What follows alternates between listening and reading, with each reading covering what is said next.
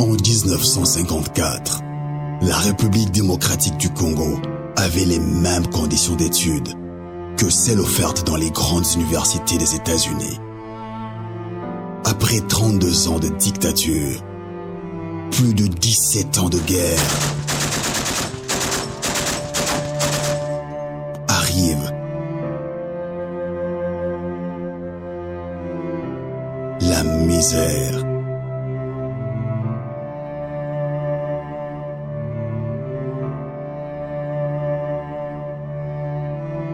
La corruption.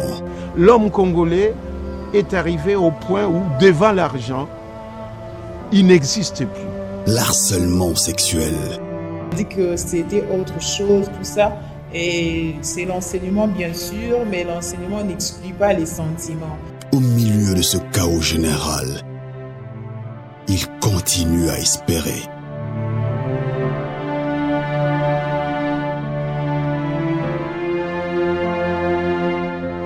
I still believe there is a bright future for the Congo. Un film produit par Congo Mikili Cinéma, par le même réalisateur du documentaire, Mamadou Ndala. Hope in Darkness, l'espoir dans l'obscurité. Disponible en vidéo, en demande sur Congo Mikili à partir du 1er mai 2015, à seulement $4.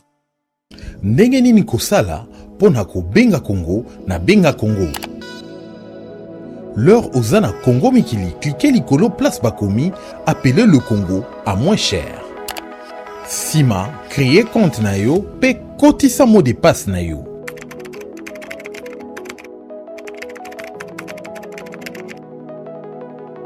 Sima nango, cliquez l'icône place Bakomi, acheter.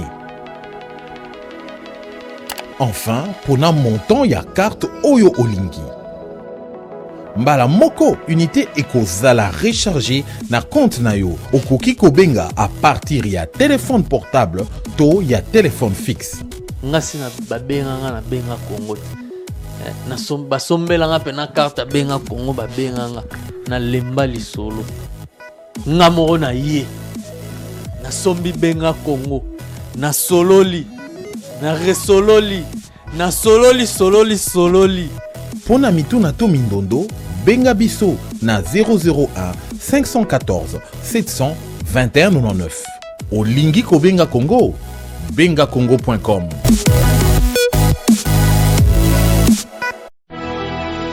L'analyse du jour. Alors bonjour et bienvenue sur Congo Mikili. Aujourd'hui pour l'analyse du jour, j'ai avec moi Joël Cadet, Joël qui est journaliste donc à Kinshasa et qui va pour nous analyser un tout petit peu ce qui s'est passé dans l'actualité aujourd'hui. Bonjour Joël, comment ça va? Je vais bien Rosane, et vous-même? Ça va très bien, merci. Alors comme premier sujet qu'on a dans l'actualité aujourd'hui, forcément cette loi électorale. On en a parlé un tout petit peu hier dans l'analyse du jour, mais on va en parler aujourd'hui parce que la nouvelle cette fois, c'est que le Sénat a renvoyé en commission la loi qui a été déposée donc par le Évariste Bochab, donc qui est vice-premier ministre et ministre de l'Intérieur, qui avait déposé donc cette loi ce samedi. On se rappelle aussi, l'opposition avait boycotté la séance plénière. Finalement, la loi était passée. Elle est finalement passée au Sénat aujourd'hui et c'est là que ça a fait blocage. On a eu plusieurs titres, notamment dans Congo News qui dit majorité, les élections divisent. Dans Le Phare, on avait aussi un titre qui disait Léo Kengo, donc le président du Sénat, Aubin Minakou, donc lui le président de l'Assemblée nationale, le spectre de janvier qui rappelle donc l'événement qui s'était passé en janvier avec le blocage de la loi électorale aussi à ce moment-là. La tempête qui s'inquiète, est-ce que le glissement est acquis? Donc Joël, est-ce que vous pouvez un petit peu rappeler l'ensemble de ce qu'il y a dans cette loi, un petit peu ce qu'il y a dans cette loi, quelles sont les conséquences si elle ne passe pas, puis un petit peu ce qui se passe, pourquoi le Sénat ne la refuse alors que l'Assemblée l'a acceptée. Est-ce que Joël, vous pouvez un petit peu nous faire l'analyse sur ce sujet-là? Bien, merci madame d'abord pour l'intérêt à ma modeste personne, tout en saluant tous les internautes de congomikili.com.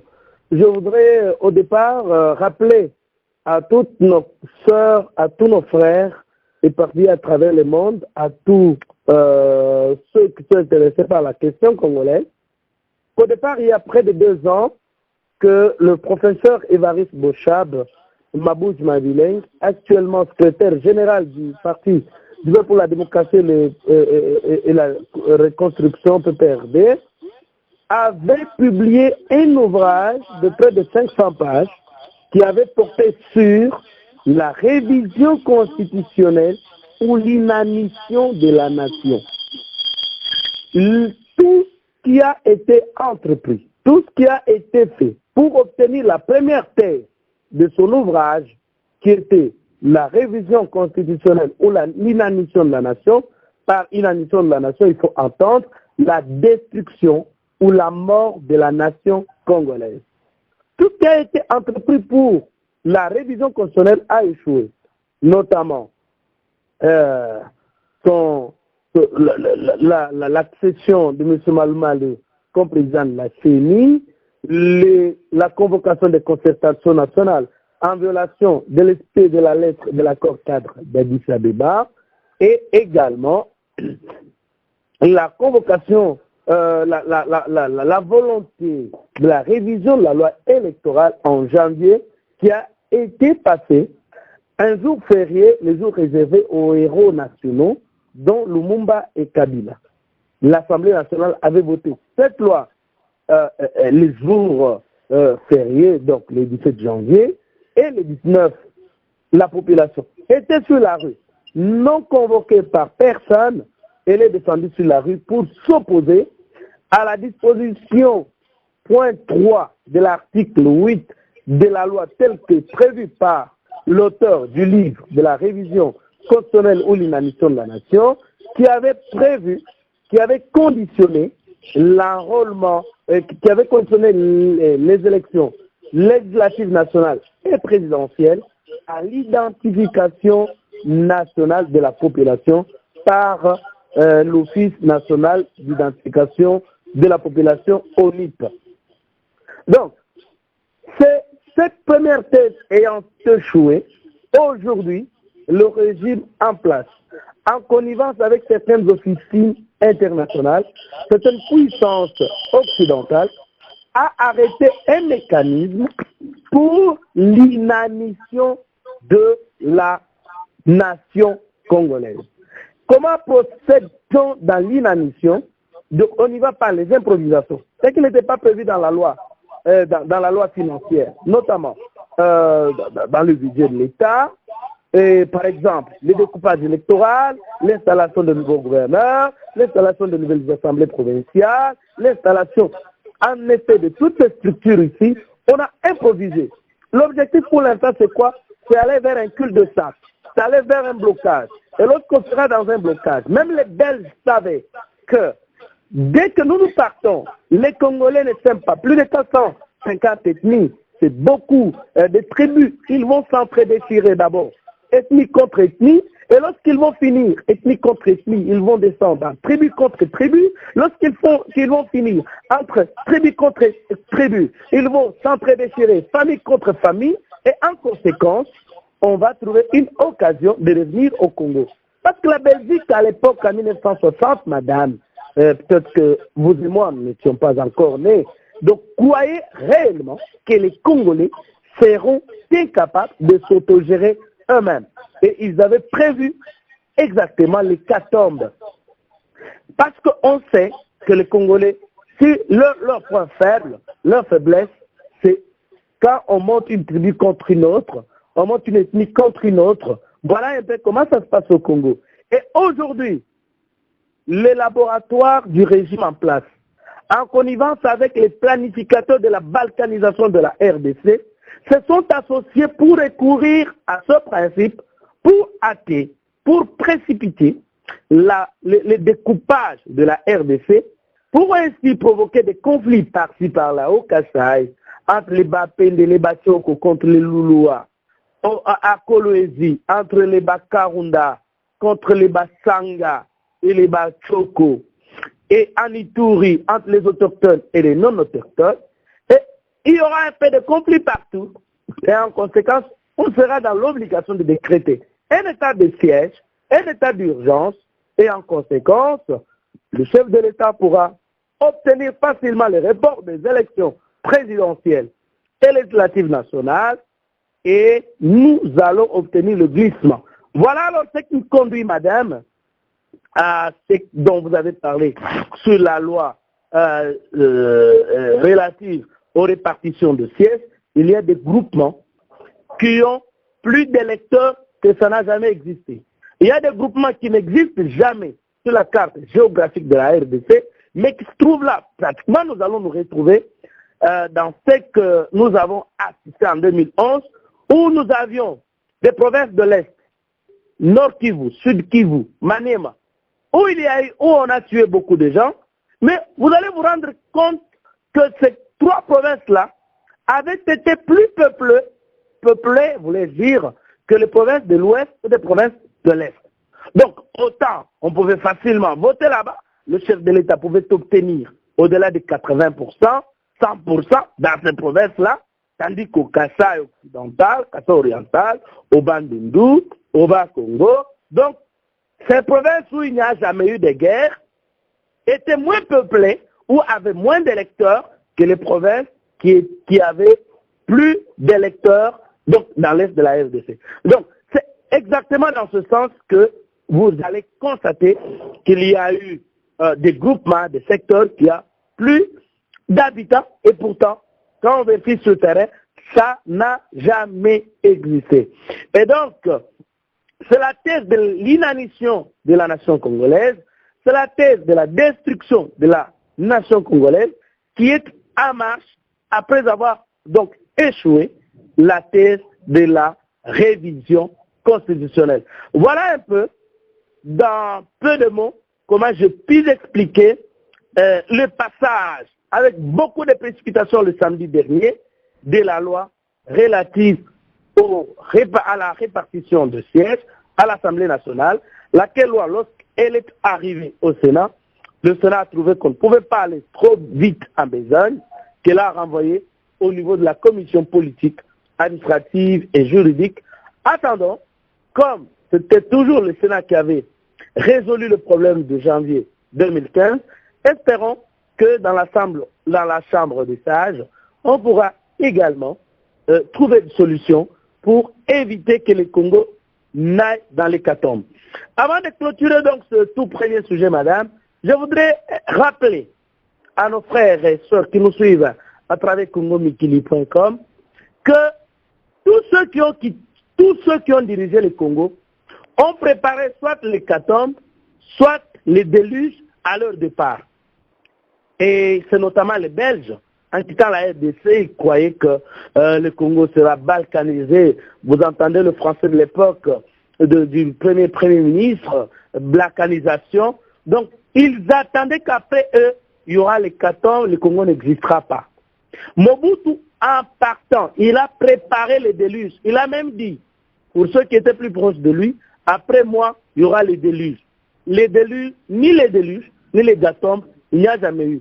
Parce que le Congo entre dans le plan exceptionnel de Dieu et que toute personne qui préparerait l'hécatombe ou les déluges, lui-même sera emporté par les déluges qu'il prépare, sera emporté par l'hécatombe qu'il prépare et le Congo restera uni et indivisible et prospère. Voilà un peu, madame, ce que nous pouvons dire à ces tout premiers sujets.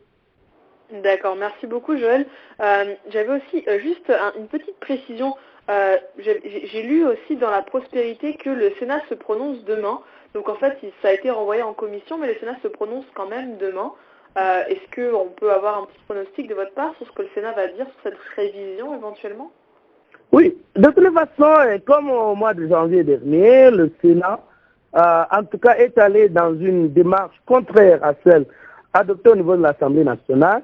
Bon, vous savez que l'Assemblée nationale est dirigée par un cabiliste de sang, M. Ben Minakou, qui est vraiment déterminé et qui s'est engagé également dans la thèse de l'inanition de la nation congolaise, dans la destruction, dans la mort de la nation congolaise. Donc, au moins, au niveau du Sénat, nous avons trouvé quelques sages têtes qui ont réfléchi un peu sur la loi électorale, qui ont dit qu'on ne peut pas aller.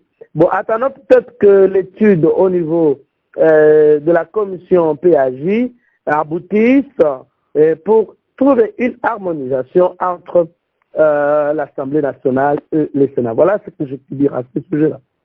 Super, merci beaucoup Joël. Alors maintenant, on va passer au deuxième sujet. Deuxième sujet que j'ai choisi un petit peu parce que j'ai relevé dans les actualités et les titres de la presse locale aujourd'hui. Majorité, les élections divisent, titre Congo News.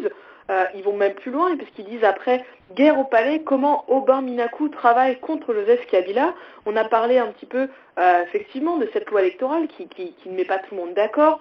Il y a le cas de Moïse Katumbi aussi qui n'a pas mis tout le monde d'accord. On parle aussi, je suis tombée sur un autre article qui pointe du doigt les conflits entre les candidats potentiels au sein de la majorité aux élections des gouverneurs. Alors ça fait beaucoup d'affaires qui divisent clairement le parti du président. En cette période préélectorale, on pense un petit peu, on pourrait croire que ça affaiblit le parti. Alors est-ce que vous qui êtes sur le terrain, qui voyez un petit peu comment ça se passe et qui connaissez bien le milieu politique congolais, est-ce que vous pouvez nous dire un petit peu ce que vous pensez de tout ça? Est-ce que toutes ces affaires sur lesquelles le gouvernement, en tout cas pas forcément le gouvernement, mais les différentes personnes au sein du parti du PPRD se chamaillent, est-ce que c'est un signe quelque part ou est-ce que pour vous finalement tout est normal et ça reste un parti comme les autres qui n'est pas d'accord parfois et que ça n'empêchera pas, ça ne l'affaiblira pas en tout cas pour les prochaines élections? Bon, il faut reconnaître qu'aujourd'hui, que la majorité présidentielle, c'est en tout cas un panier à câble où tous ceux qui sont à l'intérieur ne veulent que personne émerge et que la guerre entre les prétendants à la succession de Joseph Kabila est tellement engagée qu'entre Aubin Minakou, Matata Ponyo et Moïse Katumbi Chapwe, qui étaient pratiquement attendus comme dauphins du chef de l'État, et Évariste Bochab, la guerre est totalement ouverte et en conséquence, c'est vraiment une guerre de tranchées au sein de la famille politique. Bon, que les confrères de CNews ou Congo News aient titré que Aubin Minakou soit contre les intérêts du chef de l'État, bon, ça, je souhaite le laisser aux analyses de mon confrère, dont je signale la libération depuis une semaine, qui est libre, Mike Mukebai. Je n'aimerais pas entrer dans ça, mais je crois qu'aujourd'hui, dire qu'Aubin Minakou est contre les intérêts de Joseph Kabila, en fait, je ne vois pas comment ça peut être possible. Mais du moins, ou toutefois, ce qu'il faut retenir est qu'aujourd'hui, Aubin Minakou n'a pas été en mesure d'unir, de fédérer toutes les forces proches à Joseph Kabila autour de Joseph. Et d'ailleurs, ces membres de la famille présidentielle se souviennent de Katumba Manké, paix à son âme, de Alphonse Louis Kouagialo, qui ont été successivement coordonnateurs adjoints de la majorité présidentielle. Au moins autour de ces deux personnalités, on avait pu fédérer en effet toutes les forces qui se reconnaissaient en Joseph Kabila à l'époque, mais Aubin Minakou, bon, le comble malheureusement, ou soit la malchance que lui a eue, c'est que le président Joseph Kabila a signé son deuxième et dernier mandat et qu'en conséquence, il devait également se battre comme successeur de Joseph Kabila, comme dauphin de Joseph Kabila. Mais malheureusement, il n'a pas été seul dans cette bataille. Il y a eu des hommes comme Moïse Katumbi, qui avait également des ambitions, Matata Ponyo, qui s'est battu avec ongle aujourd'hui contre lui, et Évariste Bochab, et Maker Mwangou, et tant d'autres ambitieux qui aimeraient remplacer Joseph Kabila en son nom et pour son compte. Et donc, c'est là que je puis rencontrer la titraille de mon confrère CNews qui trouve que Aubin Minakou soit contre les intérêts de Kabila. Mais un royaume ne peut jamais être divisé contre lui-même, sinon il est appelé à sa disparition. Voilà un peu, je préfère me limiter à vous décrire les décors plantés au sein de cette famille politique qu'au lieu d'épouser la titraille telle que donnée par mon confrère CNews. Voilà un peu ce que je puis dire à ce sujet-là, madame. Et merci beaucoup Joël pour cette analyse. Maintenant, on va passer au troisième et dernier sujet de cette analyse du jour. Il s'agit de Barack Obama, le président des États-Unis, qui était récemment en visite au Kenya et qui a fait plusieurs allocutions, notamment concernant la corruption, mais aussi concernant le fait qu'il regrettait que les dirigeants africains restent et s'accrochent parfois au pouvoir. C'est, je pense, quelque chose d'assez d'actualité. On a vu dans La tempête du tropique un titre, donc Corruption, Barack Obama interpelle les Congolais. Et dans Congo News, Obama son message à Kabila via son nouvel envoyé spécial dans les Grands Lacs. Parce qu'effectivement, Barack Obama a également envoyé un nouvel agent dans les Grands Lacs pour représenter les États-Unis et pour essayer de garder un œil sur les conflits et les problèmes qu'il y a là-bas. Alors, avec cette nouvelle envoyé spécial, puis avec les différentes allocutions, qu'est-ce qu'on peut faire de cette analyse, encore une fois, qui était dans tous les journaux locaux ce matin? Joël, c'est à vous.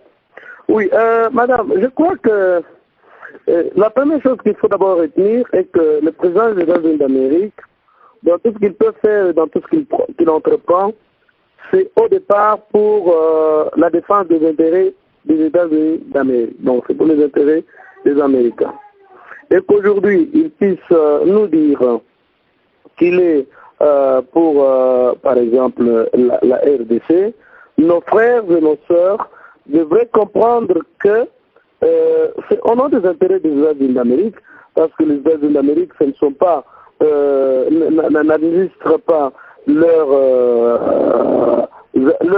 diplomatie en fonction, n'est-ce pas, de ceux qui sont au pouvoir. Donc la diplomatie américaine reste toujours gardera la diplomatie, donc la politique étrangère des États-Unis d'Amérique restera la même, quel que soit le régime en place, qu'il s'agisse des démocrates ou des républicains. Mais aujourd'hui, il faut retenir que la leçon qui a été donnée par Barack Obama dans son discours prononcé à Addis Abeba, dit que nous ne devrions pas avoir des hommes forts, pratiquement les discours qu'il avait prononcés à Accra, et que nous ne devrions pas avoir des gens qui croient qu'en dehors de moi, la nation va disparaître, en citant les cas tels que celui passé au Burundi. Donc Barack Obama a donné un signal fort à Paul Kagame qui veut briguer un mandat au-delà de ceux qui lui ont été accordés. C'est un message donné à Yoweri Museveni, à Ouganda, qui veut briguer un mandat au-delà de ceux qui ont été consacrés dans la Constitution. Un message au président Denis Sassou Nguesso du Congo-Brazzaville ou à Joseph Kabila du Congo-Kinshasa qui veulent aller au-delà du mandat. Et pouvons-ils entendre de cette oreille? Mais je crois, dans la façon que j'ai apprise personnellement à l'université de Mbashi, je souhaiterais que ce président ne puisse pas s'agarder à entrer en conflit avec les États-Unis d'Amérique parce qu'au nom de leurs intérêts, comme la voix est bien portée, plus je crois qu'en conséquence, il y aura vraiment un malentendu qui pourrait aboutir à des catastrophes au pays. Donc voilà pourquoi je crois en la volonté de Joseph Kabila de quitter le pouvoir au-delà, avant le 19 décembre 2015, qu'il ne pourra pas partager au bruit de ceux qui sont tout autour de lui, qui croient qu'il doit rester au pouvoir pour conserver l'unité dans ce pays et qu'il ne doit plus non plus se mettre derrière les tenants de la thèse de l'inanition de la nation. Donc il devra se mettre au-dessus de la mêlée, sortir par la grande porte au lieu de vouloir sortir comme ATT, Alpha Mani Touma Koukou de diriger ou bien de sortir du pouvoir comme Blaise Compaoré. Je crois, pour le respect et pour l'honneur de la RDC, il va sortir par la grande porte. Il ne va pas suivre non plus les prophéties qui lui ont été données par le bishop, le prophète Kenyan, le prophète David. Et je crois qu'il pourra suivre ce qui a été dit par l'apôtre Vaillant Kaninda, qui lui a écrit à travers Impact News.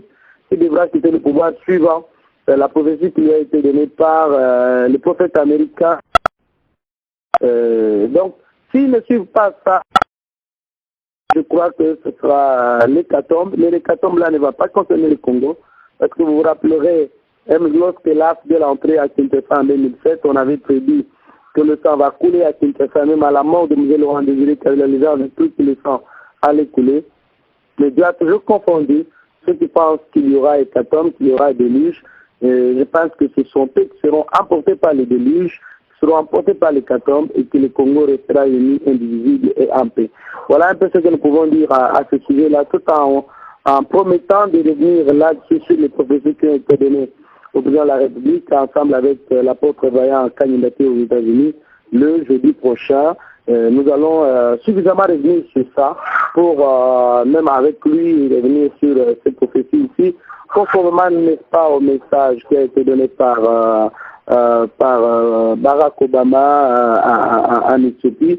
Mais est-ce que doit-on croire aux États-Unis d'Amérique parce que là où il y a leurs intérêts, ils risquent de conduire ou de reconduire ce régime-là? Espérons que la population africaine en général, la population congolaise de Brazza ou de Kinshasa, la population rwandaise, ougandaise se prendra en charge lorsqu'elle va constater que ce régime voudrait se pérenniser au pouvoir pour les intérêts d'une clique d'individus constituée tout au plus de 100 personnes. J'espère que la population se prendra en charge pour les mettre dehors. Voilà, madame, ce que nous pouvons dire en ce qui concerne votre tout dernier sujet de l'analyse ce soir. Mais merci beaucoup, Joël. C'était vraiment agréable d'avoir ces commentaires de votre part. En tout cas, c'est la fin de cette analyse du jour. Donc encore une fois, merci à Joël Cadet qui est journaliste à Kinshasa. Est-ce que vous pouvez rappeler le média pour lequel vous travaillez, Joël, que tout le monde sache pour qui vous écrivez? Je suis journaliste à Impact, le journal Impact News, qui va paraître le jeudi prochain. Voilà, Rosanne. D'accord. Merci beaucoup encore une fois, Monsieur Cadet. On vous souhaite une bonne soirée. Merci à vous de nous avoir suivis et à très bientôt sur Congo Mikili. À très bientôt.